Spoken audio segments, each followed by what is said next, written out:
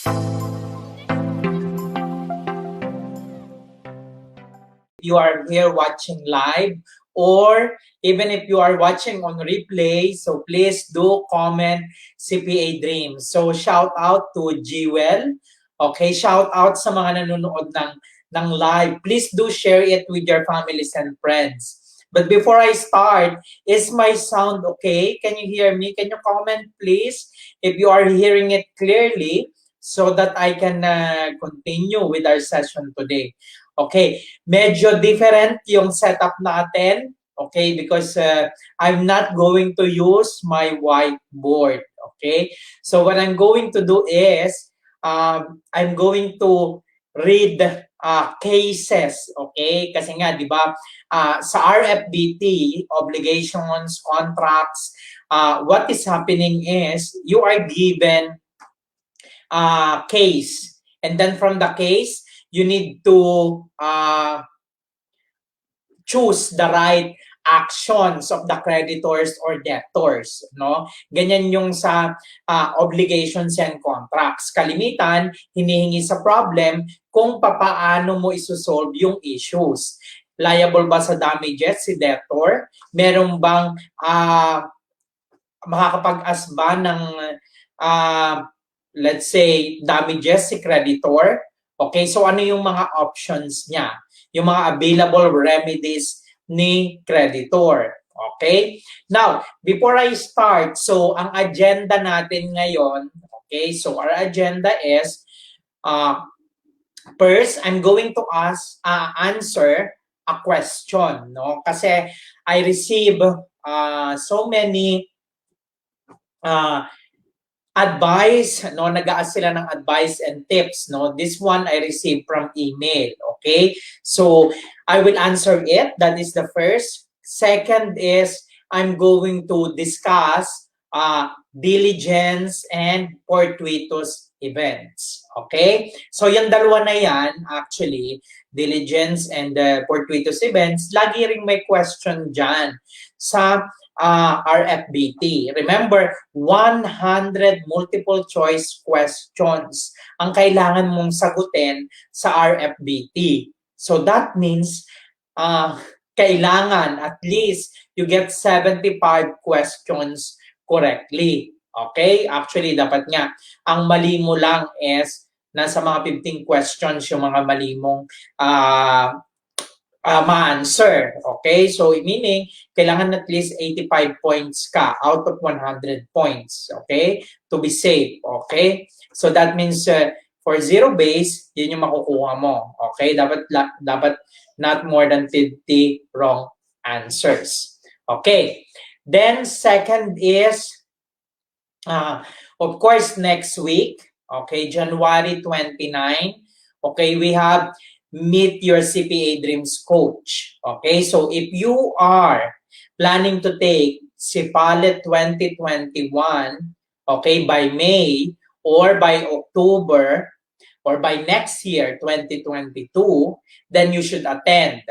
If you are in the Middle East, okay, those that are planning to take CPA SPLE, meaning yun yung special professional licensure exam na binibigay sa Middle East or even other parts of Asia like Singapore.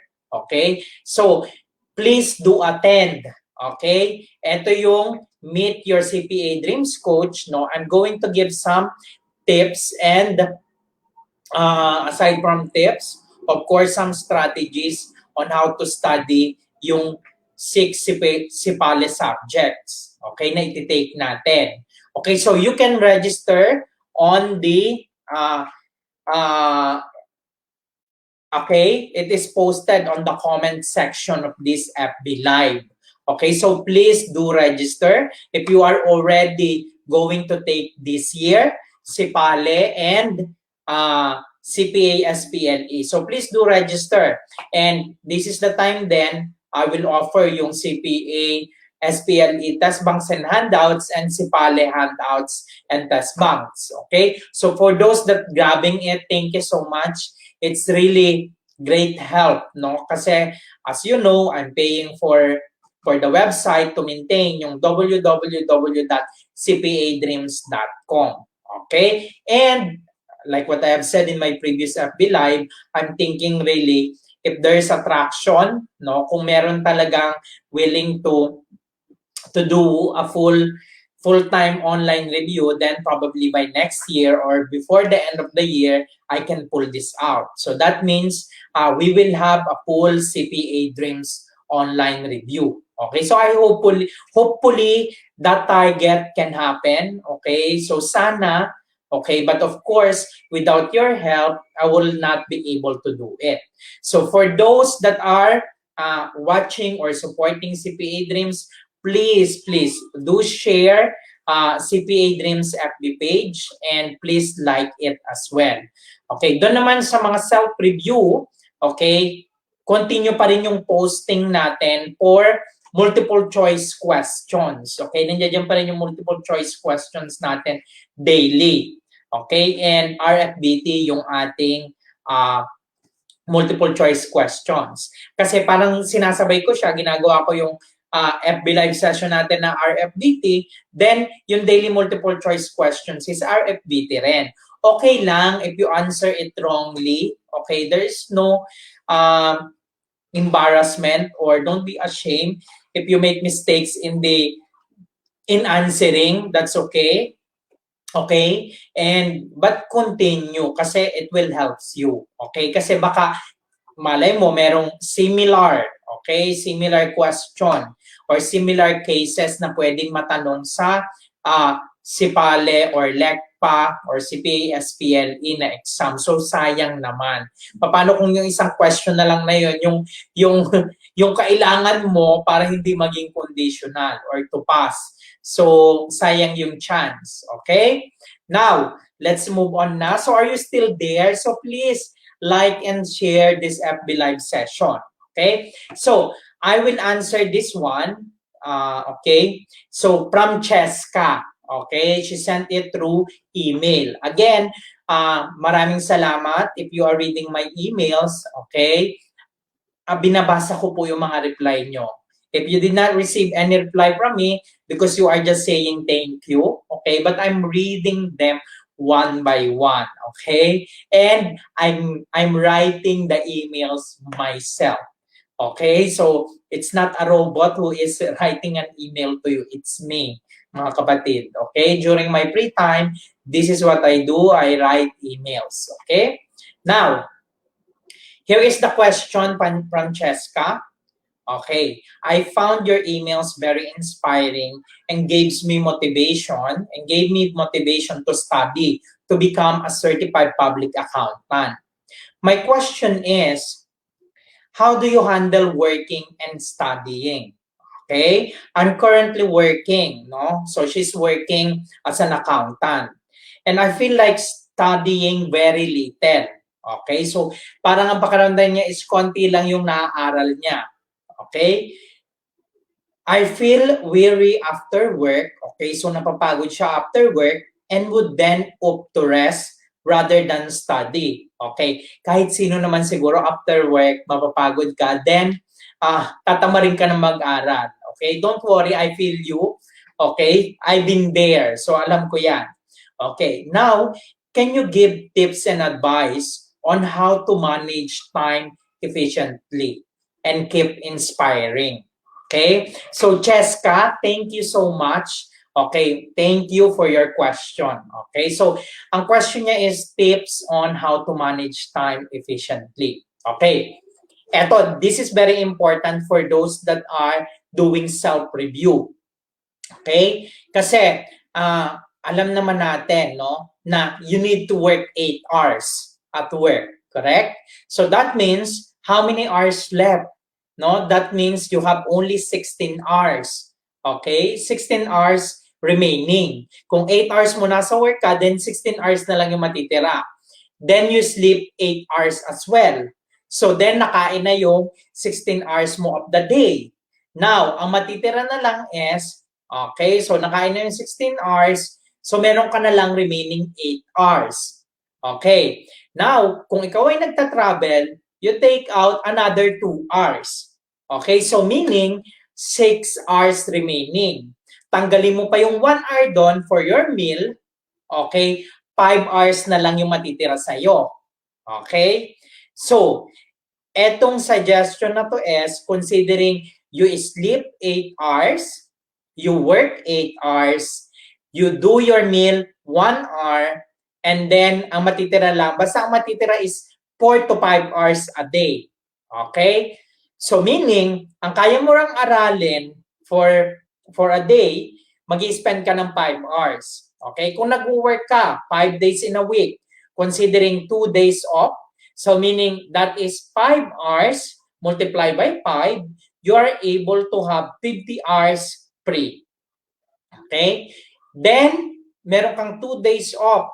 Instead na mag-aral ka lang ng 5 hours, makakapag-aral ka na ng, let's say, dagdagan natin, 7 hours. Oh no, that's too much actually. No? Kasi yung 5 hours nga, medyo too much na rin yun probably. So let's make it 6 during weekend. Okay? So 6, 12 hours. And then 5 hours in 5 days, that is 25. Okay? So 25 hours plus 12 hours, so that means 32 hours. Okay? Yung 32 hours na yan, okay, how many subjects there is? Okay? Kung 32 hours yan, meron kang 6 subjects. Okay? Pero I suggest actually, don't spend all those hours in a week sa lahat ng subjects. Okay? So, ang kailangan mong gawin, focus ka muna dun sa Waterloo subject. Kung saan ka nahihirapan. Okay? Like for example, kung hirap ka sa AFAR, okay? Advanced Financial Accounting and Reporting, no? Dun sa 32 hours na yon, ang kalahati nun, pwede mong i-spend by studying AFAR. Okay? So that means, yung kalahati, you spread it in another 2 subjects. Okay? So that could be Financial Accounting and Reporting and Theory of Accounts. Okay? Dapat merong related yung pinag-aaralan mo na subject sa isang subject pa. Okay? Like for example, ang inaaral mo is Theory of Accounts Cash. Okay? So ibig sabihin, yung Theory of Accounts Cash, pwede mo siyang gamitin sa Financial Accounting and Reporting, Cash and Cash Equivalents. Then, pwede mo siyang gamitin sa Auditing Problems for Comprehensive Problem. Okay? So, ibig sabihin, ilan na yung naaral mong subject kung nag-aaral ka ng AFAR? Nag-aaral ka ng FAR and then Auditing Problems. So, you are hitting 3 subjects already. Okay? Now, papaano magiging discipline? Okay? Kung 8 hours, no, ang problem natin is probably yung traffic. Kung ikaw ay nasa Pilipinas, then matraffic. Okay? Ang possibility, baka 1 oras o 1 oras at kalahati bago ka makarating sa bahay mo. So, I suggest you have an audio. Okay? So, para during your travel to work, okay, or during your lunch break, coffee break, whether it's 30 minutes or 15 minutes, you always have an audio with you. Okay? Now, kung ikaw ay hindi auditory learner, then summarize handouts or summarize topics. Okay? Ganun ang pag-aaral. So, every free time mo, you need to spend studying. Okay. Doon kasi sa 5 hours a day, this is not possible for some. Okay, I know it's not possible kasi I've been there. During my review, I'm working and I have kids, okay? And I'm traveling as well. Okay, so what you need to do, instead of sleeping 8 hours, then less it by 1 hour. Yung 1 hour earlier na igigising mo, you need to read 1 topic or answer 10 multiple choice questions. Okay? Now, kung pakiramdam mo after work, hindi mo na kayang mag-aral, pakiramdaman mo yung sarili mo, take a nap. Ibig sabihin, yun yung quick sleep. Okay? So, ang possibility, okay, lalabas ka ng 8 o'clock sa work. O let's say, 8 o'clock ka sa work lumalabas. Pagkatapos, late ka naman pumapasok, kaya 8 o'clock ang labas mo, no? So ngayon, ang gagawin mo, pagdating mo sa bahay, ng 9 o'clock ng gabi, you sleep for 1 hour. Okay? Then, gigising ka ng 10. Okay? So, 10 to 12, you can study. Okay? You study during that period for 2 hours. Kailangan kasi ng pahinga ng mind. Then, you wake up in the morning, kung late ka na gumigising, kasi nga, kung late ang pasok mo, then, spend mo yung time na yun to study again. Okay? Again, this is only 6 months journey. And the fruits of it will be a lifetime title. Okay? Ibig sabihin, maghihirap ka lang for 6 months or 8 months. And what if that hardship can change your life and your future? Okay, yun yung titingnan mo doon. Yun yung iisipin mo, why I'm studying, why I'm doing this, is for the purpose that I'm waiting for my future. Okay? So yun yung advice ko. Look for the hours na natitira in a day which you can spend your study time. Again, hindi kasi na-mention if you are single or if you are family or you have kids, no? Kung ikaw ay single, then you are in a position where you have an advantage. Okay? Hindi mo kailangang gumising na maaga or mapuyat sa gabi, you can manage your time. And then dapat consistent habits siya. Hindi pwedeng ngayon mag-aaral ka, bukas hindi ka mag-aaral. You study at the same time, at the same place, at the same spots. Okay? Like for example, no? Kagaya ko, I'm doing the FB Live in the same spot, same time, same schedule. And nagiging consistent ako. Diba? You always see me on Saturday doing this FB Live session. So, ganun ka din. No? You do it on the same time, same place, same timing. Okay? And then, let the environment respect you. Let the external force respect you. Ano ibig kong sabihin? Ang ibig kong sabihin, like for example, ako, sinabi ko kay Mrs. at sa mga bata, 5 o'clock Saturday, I will be doing an FB Live, so you don't need to bother me. So ako lang ang nasa room. Okay? And I can do this kasi they respect my time. Okay? So ikaw ganun ka din. Okay? Sasabihin mo sa mga kasama mo sa house, during this period, 9 to 11 ng gabi, I'm going to study. So no one should be on their loud volume of music or somebody should bother me. Okay, ganun yon. Okay, so maraming salamat, Cheska, for your question. I hope I answered it. So, for those that you want me to answer your question or your doubts, please, you can send me or drop me a message on FB page or through email. Okay? Now, let's move on na dun sa ating topic which is obligations, which is diligence and fortuitous events. Okay? So please, are you still there? So please do share and like CPA Dreams. Okay? Now, punta na po tayo sa ating topic. Okay? So binuhay ko na yung lights. Okay, so our topic is about diligence. Okay? Diligence and fortuitous event.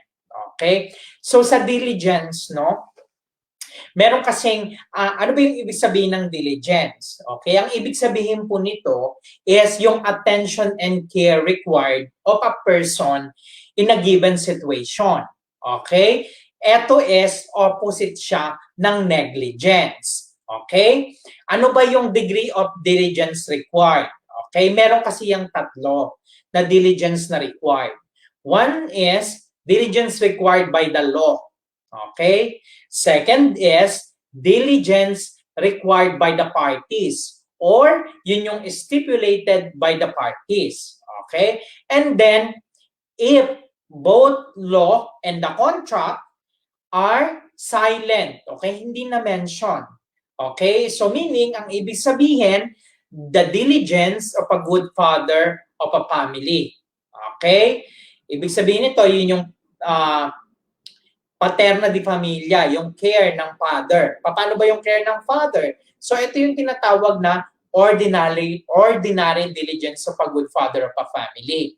Kung magdi-deliver ka ng produce ng milk from the cow. Okay? Of course, dapat alam mo, no, na yung delivery ng milk, okay, is na nakuha sa cow is hindi siya dapat makakalason. Maayos ang at the required temperature, no? Meron siyang takip, okay, nasa bottle. Pagkatapos i-deliver mo on time. Okay? So yun yung diligence of a good father of a family. Sample lang yan. Pag sinabi namang diligence na required by law, okay, ang siguro magandang example dito na laging binabanggit sa obligations and contract is yung passenger ng carrier. Okay? Anong ibig sabihin? Kasi 'di ba, pag sumasakay ka ng jeep, ng mga bus, no, ang kailangan po nila is extraordinary diligence. Okay? Ibig sabihin, dadagdagan ng extra care. Okay? Yun. Okay? Actually, there is one case, no? Merong isang illustrative case, no? For example, may isang taxi driver, no? Like for example, okay, let's say Mar, yung name ng taxi driver, driving recklessly. Okay? And nakapatay. Killed, sige, let's say A, okay? Napatay niya si A, okay, while driving recklessly habang tumatawid ng pedestrian si A, okay? And then meron siyang passenger si B, okay? Parehong namatay, okay? Dahil sa reckless driving, okay? Dito, no, ang source ng obligation ni Mar, okay, Mar yung ginamit kong pangalan sa taxi driver, no? Okay? Sa employer at saka dun sa ex, of course, liable siya dyan. Okay? Pwedeng mag-proceed, okay, yung nabangga, yung heir o yung tagapagmana ni A and ni B. Kanino? Kay Mar. Okay? Kasi reckless driving. Okay? Hindi siya karoon ng extraordinary diligence. Okay? And in this case, actually, may possibility na yung employer or operator, no, is also liable. Okay? Doon sa case na to. Kasi hindi nagkaroon ng extraordinary diligence yung driver. Okay? So tatandaan. So actually, lagi namang yung binabanggit is about the common carriers, no? So yun lang yun yung diligence na tinatawag. Again, sa fortuitous event naman tayo. Okay? Sa fortuitous event, ito yung tinatawag na kaso fortuito. Okay? Ito actually is, ang tatandaan mo lang dito, okay? Yung fortuitous event kasi, yan yung cannot be foreseen. Okay? Though foreseeable siya, pero inevitable. Ibig sabihin, wala kang magagawa. Okay? For example, typhoon. Okay? Typhoon Ulysses. Foreseeable, nakita ng pag-asa. Pero inevitable. Wala tayong magagawa kung gaano kalakas ang magiging typhoon. May kasama pang lightning. Okay? So, ang tawag dyan is fortuitous event. Okay? Ano yung requisites ng fortuitous event? 4 yan na kailangan mong tandaan. First is, independent in the will of man or debtor. Okay? So, ibig sabihin independent, no? Hindi kayang pigilan ng tao. Second, unforeseeable or unavoidable. Ibig sabihin, it cannot be avoided. Third, occurrence must render it impossible. Imposible na mapatigil. Okay? Now, fourth is, there must be no participation. Okay? Walang participation. There is no human participation. Okay? So, yun yung requisites para tawaging fortuitous event. Okay? Siguro narinig mo rin yung force majeure. Okay? Ito naman is yung superior or irresistible force, which is essentially an act of man. Okay? Ito naman, an act of man siya, pero irresistible yung force. Ibig sabihin, hindi rin kayang pigilan. Okay? Anong example nito? War. Okay? Strikes. Okay? Nagkaroon ng strike. Riots. Robbers. Okay? Pagnanakaw. Pirata. Okay? Pirates. No? Pirates in the Caribbean. Okay? Now, kung merong loss or injury, no? Kung merong loss and injury and nagkaroon din ng force majeure, then there's no liability as well. Okay? But then, sa force majeure, kailangan tandaan na it cannot be avoided. Okay? Pero kung pwede siyang i-avoid and pwedeng magkaroon ng human precautionary measures, no? Then, hindi pwedeng gawing defense ang force majeure. Okay? Now, let's look at two cases. No? I will give two cases. Example, illustrative cases. Okay? With regards to diligence and fortuitous event. Okay? There is an example here. Okay? Let's say A engaged in the business of carrying passengers for hire. Okay? And undertook to convey, okay, si B and C from one point to another. Okay, so parang chauffeur, how do you pronounce it? Parang service, okay? Yung service ng automobile na nagdadala from one point to another, parang, okay, ano bang magandang kwan dito? Example, okay, service na lang sa airport. Okay, papunta ng airport, papunta sa bahay mo. Okay, yung carrying passengers, pero inuupahan mo siya. Okay, everything is legal. No? Now, kaso ito si X. Okay, ito si A. Okay, na-engage dito sa business na to. Ang nangyari is, may kasama niya si D. Okay, let's say si D. Actual case to, pero pinapalitan ko na lang ng letters. Ha? So, kasama niya si D dun sa automobile na yon. Pero pagod si A, so sabi niya, D, ikaw na lang ang mag-drive kay B and C pauwi from the airport to their house. Okay? Pero kasama mo ako, I will just sleep. Okay? Pero ngayon, ang nangyari, okay, yung assistant niya na si D, nakasama niya dun sa car, wala palang license. Walang driver's license. Okay? And kukunti lang yung experience para mag-drive ng car. Okay? Then, pahirapan pa natin. Yung car na ginamit niya is, meron palang defect. No? Sa binilhan. Okay? Okay? Meron palang defect yung car. So, meron ng mga problema. May defect yung car. So, yung manufacturer ng car, meron palang problem. Yung palang CD pala is walang license. No? So, ngayon, ang nangyari is, habang nagda-drive si D, biglang nahulog yung bus o yung service vehicle. Okay. Now, ang nangyari, si B and C suffered from physical injury. Okay. Question. Liable ba for damages si A? Okay. Dun sa business niya na nagkikarry ng passenger. Then, yes, of course. Okay, he is liable contractually. Okay, this is culpa contractual. Okay, ang nangyari dito is merong breach of contract. Hindi fortuitous event yung nangyari. Kasi pwedeng na-avoid. One, there is no license yung assistant. Bakit mo pinagawa? Now, another question here is, paano yun may defect yung service vehicle pala from the manufacturer? Are they still liable? Pwede bang gawing defense? Okay? Pwede bang maging defense yon? Yung security and safety? Okay? Actually, no. Kasi bago mo rin, dahil nag-enter ka sa contract of carriage sa passenger, then you are bound to take care for extra diligence. Okay? So, ibig sabihin, liable ka sa damages na to. Kahit anong mangyari.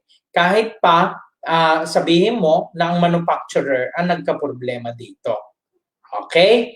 Now, another case. Okay? So, let me give you another case, no? let's say, okay, ito, real life story din. Let's say si A ulit is a wedding event organizer. Okay? Si A is event organizer, pagkatapos meron siyang kasamang videos and photos. Okay? Then, ikakasal si B and C. Okay? Ngayon, during the time ng wedding, okay, si A, no, nagbi-blink-blink na yung video niya. Okay? Nung pagmunta pa lang niya sa wedding reception. Pagkatapos nakalimutan niya dalhin yung battery ng video niya. Okay? Ngayon, during that time, bigla na lang namatay yung video. Okay? Nagkaroon ng problema during the wedding. Okay? Ngayon, hindi na umalis. Okay? Walang ginawa. Eto si A. Sabi ni A, sige lang, okay lang. Ang gagamitin na lang natin is yung cellphone. Okay? So, yung mobile na lang ang gagamitin for the video. Kasi syempre, ang technology is advanced na. Okay? And then natapos yung pinaka-wedding, no? Wedding event. Ngayon, dahil sa yung staff ni A, okay, hindi masyadong maayos mag-take care ng mobile niya or ng cellphone niya, is bumagsak yung cellphone. Okay? Nasira. Ngayon, nagtatanong na si B and C, ready na ba yung video namin for the wedding? Okay, kailangan na namin makita and mai-post namin sa Facebook. Okay? Ngayon, ang sabi ni A, sorry, because of fortuitous event, nagkabagyo, nadala ng bagyo yung cellphone. Okay? Now, the question is, liable ba si A? Pwede bang mag-ask ng damages si B and C? And the answer is yes, of course. Kasi si A is, hindi niya pwedeng gamitin ng fortuitous event. Okay? Ang kailangan gawin is, pagbayarin, okay, si A sa nangyari na yon. Kasi, alam niya naman na wedding yon. Okay? At the first place, kailangan ready ka. Ano yung mga kailangan mong i-ready? Yung battery, yung video. Hindi mo rin tiningnan yung workers mo. Hindi mo sinecure yung video na ginawa na nasa cellphone na pwede namang i-check, no? At i-transfer sa computer mo pagdating sa office. Hinintay pa na magkakabagyo after 1 week magkakabagyo, then nawala pati cellphone, pero the reality is nabasag lang pala. Okay? Then you are still liable. So yun lang yung cases natin today. Okay? But before we move on, bago ko tapusin yung FB Live, importante rin po yung, kasi may exception. Okay? May exception para gamitin mong yung fortuitous event. Hindi magiging responsible sa fortuitous event kung tatlo yan. First is stipulated by the parties that happening of an event fortuitous in nature shall not exempt the debtor from his liability. So, ibig sabihin, nasa stipulation na kahit may fortuitous event, hindi pa rin hindi pwedeng i-exempt ang debtor sa liability.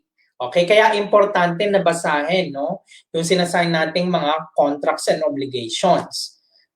Second, when the law expressly provides. Okay? So, ibig sabihin, actually, dito is pwede mong i-check yung Article 1165 and Article 1942.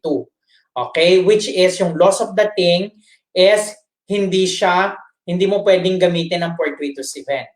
Okay? Then last is the assumption, the nature of the agreement requires the assumption of risk. Okay? Ibig sabihin, meron full knowledge of the risk. Okay? Ito yung, for example, is insurance contracts. So, no wrong is done to one who consents. Okay? Kasi 'di ba pagka kumukuha tayo ng insurance, no? Like for example, sa car or life insurance 'yan, automatically, no?